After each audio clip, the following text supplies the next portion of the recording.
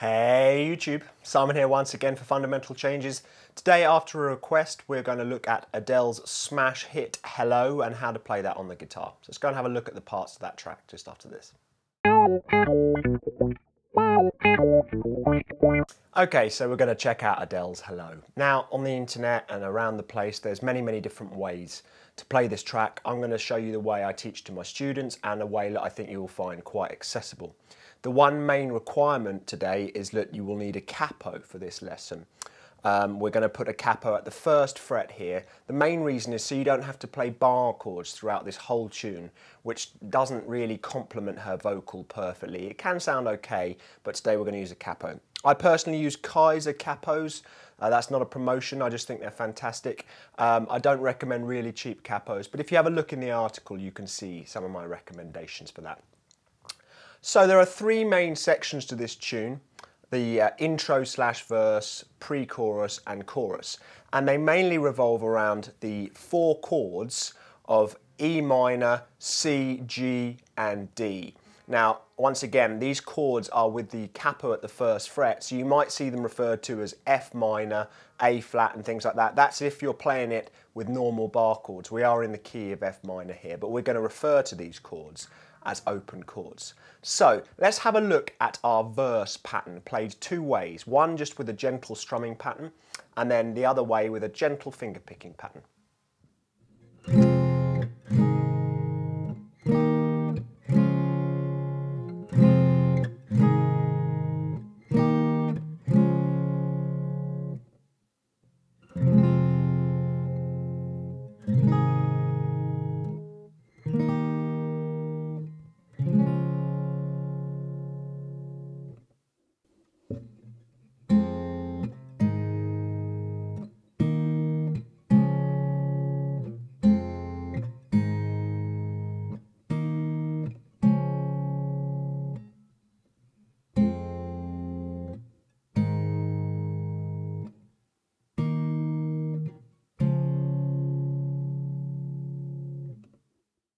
Okay, so there was our little intro slash verse pattern. This uses the chords of E minor, G, D and C. E minor, G, D and C. Round and round and round and round. Okay, if you're not familiar with how to play those shapes, make sure you check out the chord diagrams and the tab in the article link below. The difficult bit that we see in this part of the track is where the chords place themselves in the bar, and you might have found that it's quite difficult to find out where to strum. So what happens is you're going to go 1 and 2 and 3 and 4 and 1 and 2 and 3 and 4 and. So you're going to do a down strum, or they're all down strums, or one strum for each of these chords. But you're going to change on what we call the and of 2.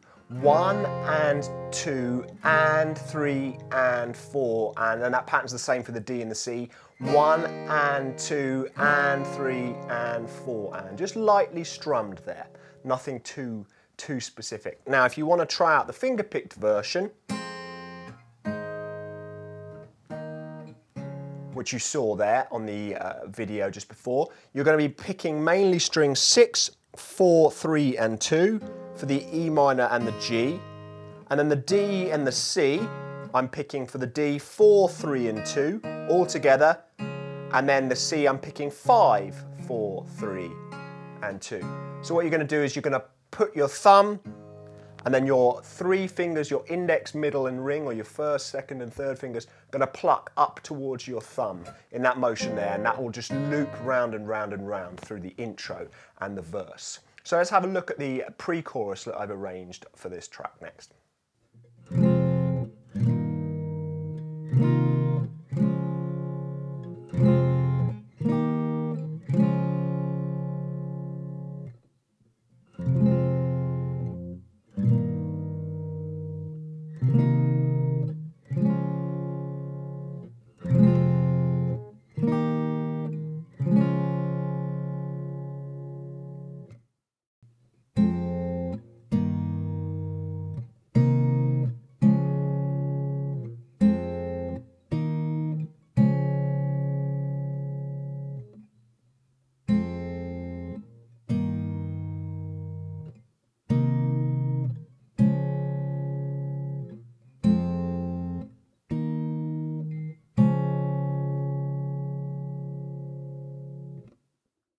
Okay, so there's a lot of debate online about how to play this pre-chorus. I'm going to give you my version that works really well for kind of acoustic. Obviously, you can play it on electric as well.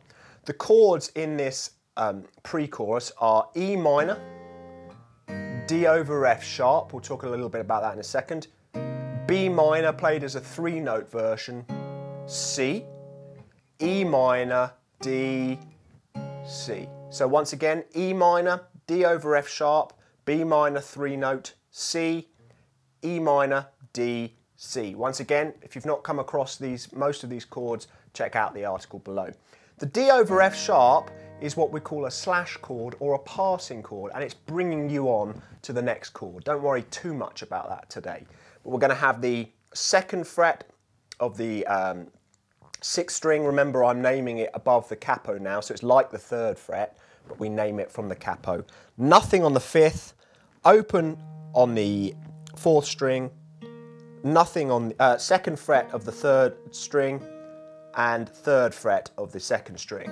It's basically a D chord, but you've put this new note in the bass here, this F sharp root note. Really sweet chord, it's passing between 2 chords. Then we've got a 3-note B minor. Now, some of you may be able to play a B minor in a bar chord shape, which would be your 2nd fret, again, 3rd fret, but we name it above the capo, with an A minor bar chord on there. You can use this chord where I've notated B minor if you wish. But for those of you that are struggling with bar chords, it works really nicely as a little 3-note idea, which is identical to your D over F sharp, but we've now got it, your index finger is on the 5th string. So that ends up with nothing on the 6th, 2nd fret of the 5th, open, 2, 3. Gives a nice little chord there, and then you're into your C. So that's a really nice pattern. Again, you can strum it or you can finger pick it. Now, what's really useful with this is to use vocal cues as to know where the pre-chorus comes in. The first pre-chorus is where she sings, "Before the world fell at our feet." The next bar after that is where you play these chords. If you get that in your mind, you'll know exactly when to go from your first pattern that we looked at, E minor, G, D, C, into this new one before the chorus, this pre-chorus. The second pre-chorus, she says the phrase, "That town where nothing ever happened." Okay, so you use that as your little cue, and this is a really useful technique to use in any song as well. Listen to the vocalist when you're working on your part and go, that's the line before I need to change, especially when you're working on a song that loops the same kind of chords round and round and round. You can get almost in a trance and not know where you are. So those are the 2 cues there. "Before the world fell at our feet," pre-chorus 1, and "That town where nothing ever happened," pre-chorus 2. Let's look at the chorus chords.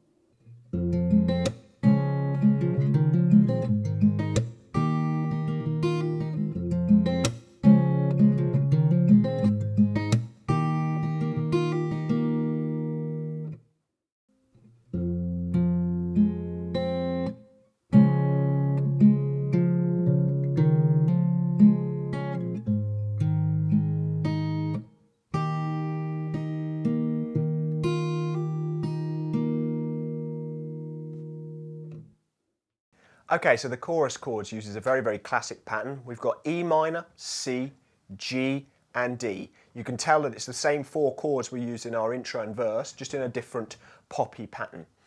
Once again, you've got a very similar rhythm to what you saw in the verse, just applied to these 4 chords. Now, you can work on adding in some strums. You can work in adding in some strums between those, just single strums, or you can try using the slightly more complicated finger picking pattern that you saw me do at the end of the examples there. That will take a little bit more time to get used to. Follow the tab along, See how I've approached that when you see it in the slow motion with some little hammer-ons and stuff on the C and the D. Work really, really nicely over this tune as well.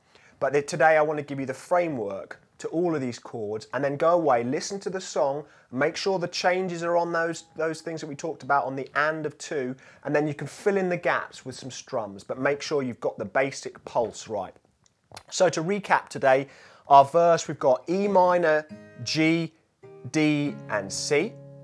Nice little progression. Again, you can finger pick it or strum it wherever you like. Our pre-chorus, the little arrangement that I've done is E minor, D over F sharp, sweet sound. 3-finger B minor, just moving that one note from the D over F sharp. C, E minor, D, and then the C is held for a full bar leading into the hello chorus. And the chorus itself, E minor, C, G, and D. So obviously the backing to this track on the piano is very sparse, but you can make it as busy or as sparse as you like, keeping to these chord progressions. So hopefully using those vocal cues on the pre-chorus will give you a new technique to learn. Hopefully you can apply some of this from the tab as well. I really hope you've got something from this lesson. I'm sure it'll be one you can play to people for a long time. The melody's fantastic and I really, really like this pop track. Take care, I'll speak to you soon. Hi everyone, so I hope you got something from learning this Adele track. And make sure you go and have a look at the article and the tab below in the comment section below this video. Check out Joseph's website, Fundamental Changes, and have a look at my new book, Exotic Pentatonic Soloing, also in the links section below. Take care, see you soon for more videos.